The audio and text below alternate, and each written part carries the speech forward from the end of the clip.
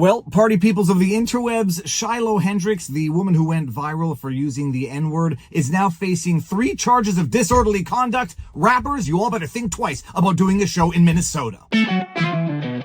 Viva Fry, former Montreal litigator turned current Florida Rumbler, in my home office, and a follow-up on a story that I was following closely at the time. You will all remember the story of one Shiloh Hendricks, who played her own version of Who Wants to Be a Millionaire, and her final answer was the N-word. She was the woman who was caught on a viral video in a park referring to a child as the N-word because the child was allegedly rummaging through her purse, took a toy from her kid, and so she went on to refer to the child as the N-word. The child allegedly suffers from a disability that has never been substantiated anywhere, but it is neither here nor there as relates to the story. The video went viral and she ended up starting a Give, Send, Go, which had raised over $800,000 to date. And now she's facing charges of disorderly conduct under the statutes of Minnesota. Backing it up all the way to the beginning, for those of you who haven't seen the video, I'll show you a snippet and clip it of this, censored obviously, because setting everything aside, I do not agree with using the N-word any more than I agree with using the C word, the see you next Tuesday word. These are fundamentally bad words, and I fail to see any legitimate reason to use these words. That being said, I do not believe the use of these words should be criminal or statutorily misdemeanor offenses, as is the case right now. A decision months in the making. The Rochester City Attorney's Office announcing a charging decision today against Shiloh Hendricks, the woman seen using racial slurs against a black child with a disability in a now viral video. The decision, 3 counts of disorderly conduct. Yeah, Caitlin, the Rochester branch of the NAACP, which has been very supportive of the alleged victim and his family throughout these months, reacting to the news late this afternoon.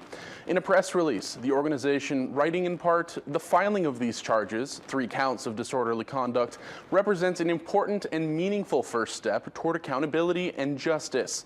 It continues to say, the victimized child, family, and our community deserve full accountability and justice for the harm caused to a vulnerable black child with a severe disability by Shiloh Marie Hendricks, who has displayed no remorse. Moving to the criminal complaint, which a judge signed off on today, it argues Hendricks, quote, wrongfully and unlawfully engaged in offensive, obscene, abusive, boisterous, or noisy conduct, or an offensive, obscene, or abusive language that would reasonably tend to arouse alarm, anger, or resentment in others.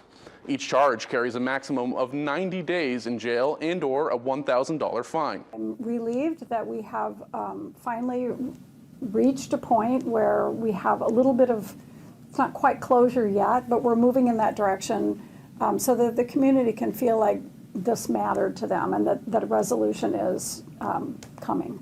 Now, there are a lot of things about this story that never really made much sense at the time. It sort of almost looked like one of those viral videos, social experiments, but alas, it looks like it's panning out to be true because Shiloh Hendricks is now facing charges. The man who was recording the video just happened to be in the park there and started recording. He himself seems to have something of a checkered past, and if you didn't know who he was, here's a bit of who he was, and you might ask yourself why this man was seemingly alone at a children's playground ready to record the incident. From the Hindanistu Times, who is Shirmaik Bale Omar, Rochester man being linked to Shiloh Hendricks' racial slur video? Shiloh Hendricks created a Give, Send, Go fundraiser after a video of her allegedly hurling a racist phrase at a 5-year-old child went viral on social media. Later on in the article, back in 2023, 2 Rochester men, Mohammed Hussein Omar and Shirmaik Bailey Omar, appeared in court on charges of criminal sexual conduct. However, the Olmsted County Attorney's Office dismissed charges in March of 2025. Court documents state that the case was dismissed, quote, in the interest of justice, end quote. Yeah, I don't exactly know in the interest of which justice those charges were dismissed, and the Hindanistu Times is not necessarily the most reliable outlet on earth, but I happen to know that this is the case because I reported on it at the time as per court documents. From another fact check as to who Shirmaik Omar is, it's very, very weird that a man charged with criminal sexual misconduct was at a playground with kids, without his own kid, because apparently he doesn't have any kids, ready to record an incident. But set that aside, let's just double check the fact check. Who is Shirmaik Bale Omar and what were the charges against him? Shirmaik Bale Omar, a man from Rochester, Minnesota, was previously charged alongside Mohammed Hussein Omar, 42, in a 2022 case involving the alleged sexual assault of a 16-year-old girl who had run away from foster care. Both men faced joint charges of 3rd-degree criminal sexual conduct, penetration of a minor using coercion,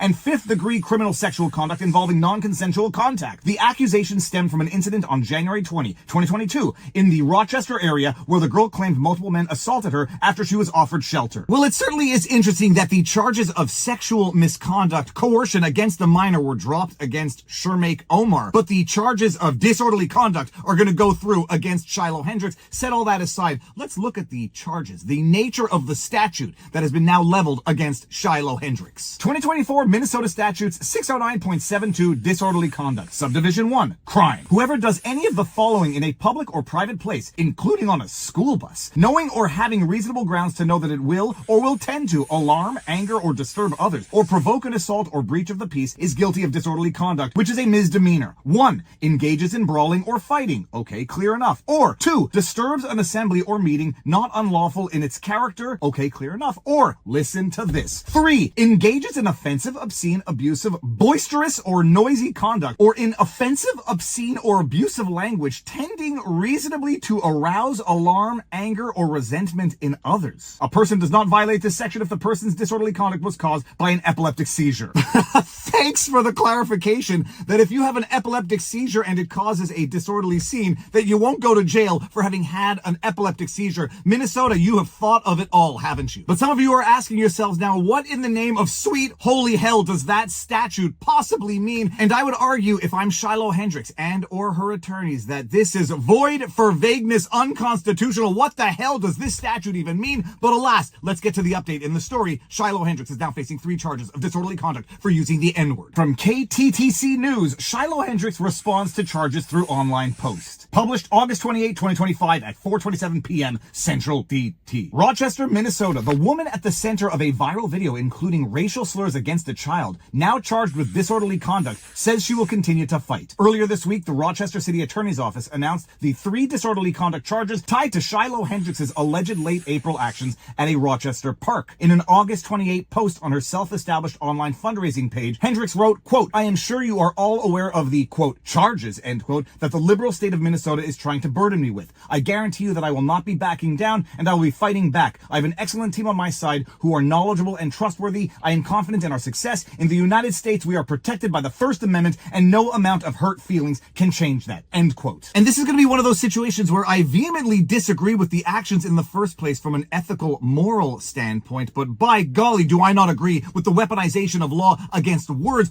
What would have been the situation had someone been playing a rap song that uses the N-word in that park? Would that have been disorderly conduct? I don't know. We're getting pretty close to not knowing what the line of the law is, especially when, you know, the charges are dismissed against a man accused of unlawful sexual misconduct against a minor involving coercion. Those charges are dropped, but my goodness, do I predict that they're going to use the full brunt of the law to go after Shiloh Hendricks for mere words. And yeah, the child, won't someone think of the children? If this child is in fact disabled, I have a sneaking suspicion that the child has no appreciation of the words that were used in the incident. Not that it justifies anything, but the people sitting around crying, oh, won't someone think about the children? They are the children. They are the adult children trying to criminalize the use of words. They are trying to criminalize the use of words under the pretext that, oh, it insulted the children. The child probably could not care less, is not aware of anything. The only people that it offended were the adults in the room. Later on in the article, after the incident hit the internet, Hendricks started a crowdfunding effort to raise money, claiming she and her family had been the target of online harassment. She also stated she, quote, called the kid out for what he was, end quote. Quote, I have used the donation money to buy my family a home with plenty of land, end quote. She wrote on her Give, Send, Go page, quote, we are now in a place with excellent demographics and we are thriving, end quote. KTTC has reached out to Give, Send, Go for the financial amount currently paid out to Hendricks. However, a response has not been provided. In a one-on-one interview with the site's co-founder, Jacob Wells, in May, Wells told KTTC any legal action would not prevent Hendricks from being paid, citing the company's, quote, rigorous, end quote, review process. And now you see exactly what is going on here, the subversive use of the law. Whether or not this could qualify as disorderly conduct under the vague, ambiguous, and I dare say unconstitutional wording of that Minnesota statute, they are trying to use these charges as a pretext to preclude Shiloh Hendricks from getting the money that has been raised in Give, Send, Go, the same way they did with the trucker protest in Canada by saying that they were participating in criminal activity so they couldn't release the funds because it would be the proceeds of crime or something along those lines. They're trying to weaponize the law to prevent Shiloh Hendricks from accessing the money that she raised in the wake of this incident. I think it was all immoral. I think it's all quite silly that a woman could raise over $800,000 for use of the N-word when there are people out there fighting COVID injuries who are struggling to raise money, when there are people out there fighting cancer struggling to raise money to pay for their medical expenses. This raises over $800,000. Set all that aside.